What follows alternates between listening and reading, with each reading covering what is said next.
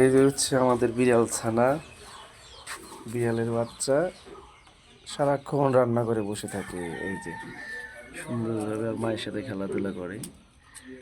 এই যে আয়, আহ আহ আহ আহ আহ আহ আহ আহ। এই যে এই যে সারাক্ষণ আমাদের সাথে খেলাধুলা করে।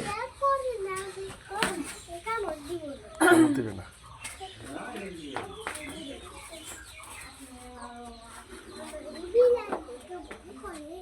হ্যাঁ, খেল থেকে ভয় করে।